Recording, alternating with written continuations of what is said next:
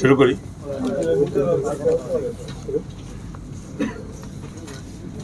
প্রথমে আমি রাজ্যের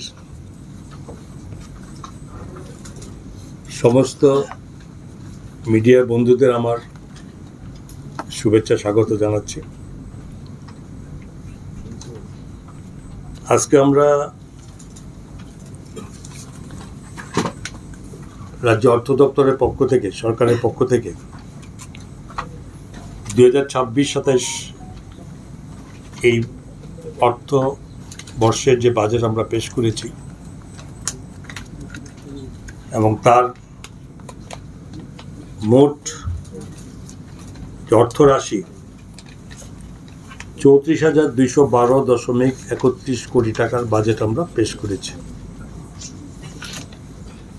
এবং সেই সঙ্গে অবশ্যই বলতে হয় যে রিসিপ্ট আর এক্সপেন্ডিচারের সঙ্গে ঘাটতি হিসাবে যেখানে 240.72 কোটি টাকা আমরা ঘাটতি বাজেট এটা পেশ করেছি।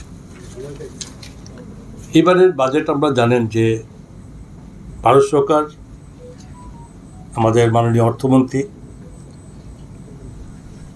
ভারত সরকারের নির্মলা সীতারমণজি যে বাজেট পেশ করেছিলেন এবং সেই বাজেট অন্যান্য সময় বিভিন্ন সময় বাজেট করা হয়। এবার বাজেট মূলত যে রাষ্ট্রকে শক্তিশালী করা এবং সবচেয়ে বড় কথা বিকশিত ভারত 2047কে লক্ষ্য করে এটা বাজেট উনি ঘোষণা করেছেন এবং সেটা দেশের অর্থনীতিকে এবং উদ্ভাবনী শক্তি থেকে শুরু করে তা যথেষ্টভাবে বৃদ্ধির লক্ষ্য নিয়ে সেটা কিন্তু বাজেট করেছে।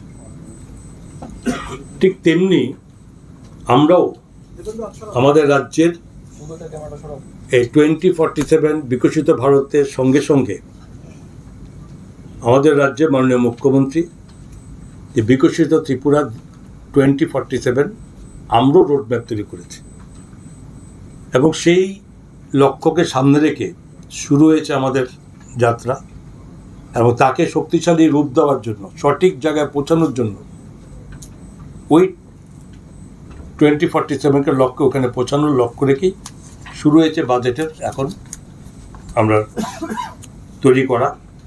এবং এই হিসাবে করেছি বিগত বৎসরে যেখানে আমাদের বাজেটের আকার ছিল তার থেকে 5.52% এবারে বাজেটে আমরা বৃদ্ধি করেছি। এবং সেই সঙ্গে যেখানে প্রথমেই সাপ্লিমেন্টারি আমরা গ্র্যান্টের জন্য আমরা অনুমোদন চেয়েছি, সেটাও আপনারা জানেন 4,676.81 কোটি টাকার উপর আমরা সেখানে সাপ্লিমেন্টারি গ্র্যান্টের জন্য আমরা প্রস্তাব রেখেছি। এবং এই বাজেট মূলত টোটালি একটা গতিশীল এবং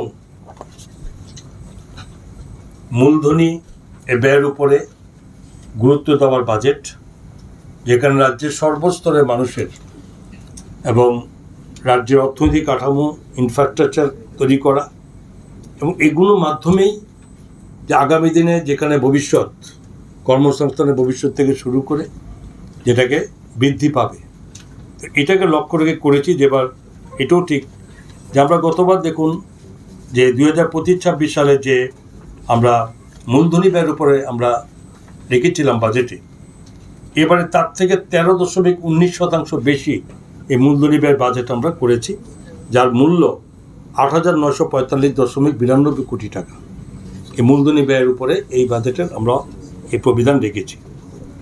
এবং সবচেয়ে বড় কথা যে বাজেট বৃদ্ধি হচ্ছে।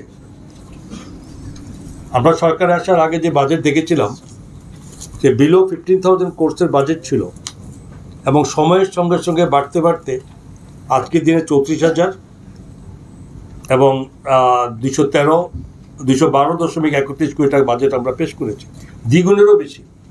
তো এই একটা পাশাপাশি এটা আপনাদেরকে বলা উদ্দেশ্য যেটা যে রাজ্যের মানুষকে জানতে হবে এই বাজেট বৃদ্ধি হচ্ছে কিন্তু আমরা কোনো এক্সট্রা কোনো কর কিন্তু সাধারণ জনগণের উপর আমরা চাপাইনি।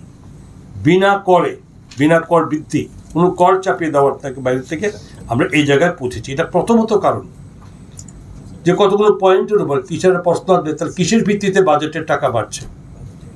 এটা আমরা বলি যে প্রধানমন্ত্রী নরেন্দ্র মোদীজি যেভাবে ওনার এই প্রধানমন্ত্রীতে আসার পর থেকে দেশের অর্থনীতি যেভাবে বাড়ছে ক্রমান্বয়ে, আপনারা সকলে জানেন যে আমরা এখন 4র্থ স্থানে পৌঁছেছি মানে আমাদের ওয়ার্ল্ড ওয়াইড। তো সেখানে আস্তে আস্তে সে তার পরিমাণে এবং তার পরিপ্রেক্ষিতে এবং যেভাবে জিএসটির মাধ্যমে যেভাবে অনেকভাবে সরলীকরণ করে দেওয়া হয়েছে এবং এটা আমাদের মানে অর্থনীতির জিডিপি বাড়ছে, তো তার পরিপ্রেক্ষিতে রাজ্যগুলোকেও সেভাবে অনেক সহযোগিতা বিভিন্ন রকম স্কিম সেখানে আপনারা দিচ্ছে, বিভিন্ন অতিরিক্ত টাকা দিচ্ছে।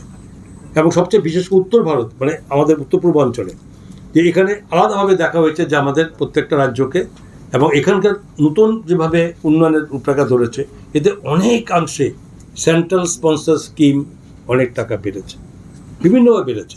আর বিভিন্ন স্পেশাল ফান্ডগুলোতে যে এক্সটার্নাল এডেড প্রজেক্ট যে ওয়ার্ল্ড ব্যাংকের মারফতে, সাস্কির মাধ্যমে, আরআইডিএফের মাধ্যমে এবং এই সব বিভিন্ন যে আরআইডিএফ থেকে শুরু করে এই সমস্ত কিছুতে যথেষ্টভাবে রাজ্যের উন্নতিকে মানে এগিয়ে নেওয়ার ব্যবস্থা হবে। যেরকম সাস্কি 50 ইয়ার্স পর্যন্ত আমাদের লোনের অ্যামাউন্ট আমরা রিপেমেন্টের সুবিধা থাকবে। এই যে সুবিধাগুলো দেওয়া হয়েছে এতে কি হয় যে রাজ্যগুলো শক্তিশালী হয়, আমরা সাহস করে আমরা বাজেট নিতে পারি এবং তারই পরিকল্পনা যে আজকে এই বাজেট আমরা করেছি, যার জন্য আমাদের বাজেট আজকে এই জায়গায় এসেছে।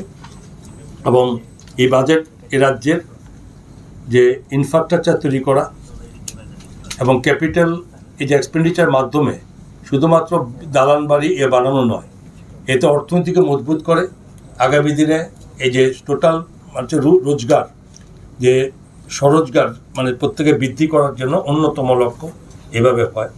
এবং এর ক্ষেত্রে দেখুন আমরা স্বাস্থ্য খাতের উপরে এই যে হেলথ ডিপার্টমেন্ট আমরা সবসময় জোর দিই, ডেভেলপমেন্ট করার জন্য আমরা করেছিলাম। ত্রিপুরা ইউনিভার্সিটি হেলথ সায়েন্স প্রতিষ্ঠা করা হবে।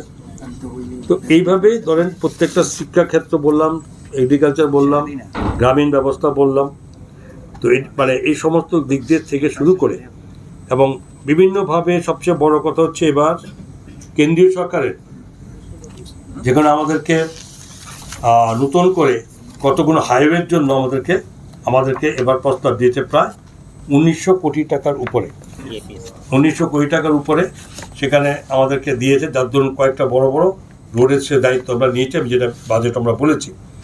তো এছাড়াও টেকনিক্যাল দিক দিয়ে যে কোনো আইটি ক্ষেত্রে নতুন করে যেখানে এখন মানে আমাদের ডেটা সেন্টার আমরা করেছি তাকে আরও ডেভেলপ করা, আইটি পার্ক করা এবং বিভিন্নভাবে এআই তাকে মানে আমাদেরকে ডেভেলপ করা, এই সমস্ত কিছুতে আমরা সেগুলো নতুন করে সেগুলো ব্যবস্থা আমরা নিয়েছি। আলটিমেটলি ট্রাইবাল ওয়েলফেয়ার ডিপার্টমেন্ট, ট্রাইবেলদের জন্য আপনারা দেখেছেন যে আমরা যে টোটাল এডিসিকে গতবার থেকে আমরা অনেক বেশি টাকা আমরা ধার্য করেছি এবং সেই সঙ্গে এডিসি টোটাল যে সাবপ্ল্যানের মাধ্যমে প্রায় আমরা এখানে গতবার থেকে অনেক বেশি টাকা আমরা এখানে রেখেছি। তাতে মোট 9,914.82 কোটি টাকা কিন্তু সরাসরি আমরা টিটিএসসিকে দিতে যাচ্ছি সাবে অর্থবর্ষে এবং 25-26 কত ছিল মাত্র 860.28 কোটি টাকা, এবার কত 914.82 কোটি টাকা এবং এটা আমরা দিলাম। এছাড়া টিটিএসসির মধ্যে যে টোটাল যে এখানে আমাদের যে টিএসপি ত্রিপুরা স্টেট প্ল্যান যেগুলো আছে এর মধ্যে প্রায় 7,148 কোটি টাকা আমরা এই ট্রাইবেল অঞ্চলগুলোতে ডেভেলপমেন্টে বিভিন্ন খাতে খরচ করা হয়। তো এইভাবে আমরা টোটালি ট্রাইবেল ওয়েলফেয়ার, এছাড়া বিভিন্ন স্কিম আছে ট্রাইবেল ওয়েলফেয়ার ডিপার্টমেন্ট ছেলেদেরকে সুযোগ দেওয়া। এবার একটা নতুনভাবে মুখ্যমন্ত্রী নিয়েছেন যে স্টাইপেন্ডের ক্ষেত্রে যেটা 80 টাকা করে ছিল 100 টাকা, সেটা আমরা মুখ্যমন্ত্রী ঘোষণা করেছেন এবং সেটা আমরা অলরেডি শুরু করেছি ফেব্রুয়ারি মাস থেকে, যেটার মধ্যে প্রায় 122 কোটি টাকা বেশি খরচ আমাদেরকে মানে এই খাতে খরচ করতে হবে। তো এইখানে সেখানে ট্রাইবেল মানে জনজাতি অঞ্চলের জন্য আমরা করা হয়েছে। তো শিক্ষা, স্বাস্থ্য এবং বিদ্যুতের ক্ষেত্রেও বেশ কিছু ডিসিশন নেওয়া হয়েছে এবং গ্রামীণ ক্ষেত্রে এইভাবে আমরা এই বাজেট, এটা আমি মনে করি যে আমাদের এই বাজেটটা এবার কোনো সেক্টরকে বাধ্য হয়নি, অল্প বিস্তর সব কিছু আছে, সমস্ত যেরকম আমাদের সেক্টরগুলোকে এটা আমরা লক্ষ্য রেখে আমরা করেছি, সমস্ত ডিপার্টমেন্টের মাধ্যমে সেগুলো করা হয়েছে। এবং এবার টোটাল ইনফ্রাস্ট্রাকচারের জন্য যেখানে ক্যাপিটাল এক্সপেন্ডিচার বৃদ্ধি করা হয়েছে, আরও ডেভেলপমেন্ট চোখে পড়বে, এটা বলতে পারি।